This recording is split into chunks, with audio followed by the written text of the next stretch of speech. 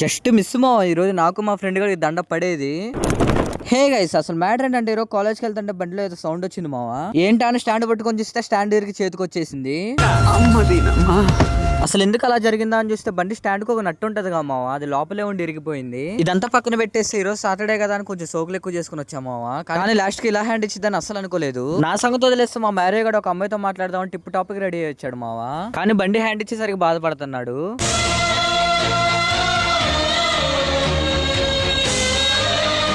ఏంటి మా మ్యారేజ్ కూడా బాధను మర్చిపోయి బిర్యానీ తినడానికి వెళ్ళాడు అనుకుంటున్నారా? కాదు మా బండి తోసుకోవడానికి ఇబ్బందిగా ఉందని చెప్పేసి బ్యాగులు లోపల పెట్టడానికి వెళ్ళాడు. ఇంకా అలా బండి నెట్టుకుంటూ వెల్డింగ్ షాప్ దగ్గరికి అయితే వచ్చాం విరిగిపోయిన నట్టుని తీపించడానికి. ఎలా అయితే నా విరిగిపోయిందని కూడా వెల్డింగ్ పెట్టి తీసేశారు. మళ్ళీ తోసుకుంటూ మెకానిక్ షాప్ దగ్గరికి అయితే వెళ్ళాం. విరిగిపోయింది కదా నట్టు కొత్త తెప్పించడానికి. చూడండి మా బండిని ఎన్ని తిట్టుకుంటున్నాడో పాపతో మీటప్ మిస్ అయిందని. ఆ విరిగిపోయిన నట్టుని కూడా వేపించాం. కాలేజ్ కి వెళ్ళకపోగా 200 బొక్క పడ్డాయి మావా.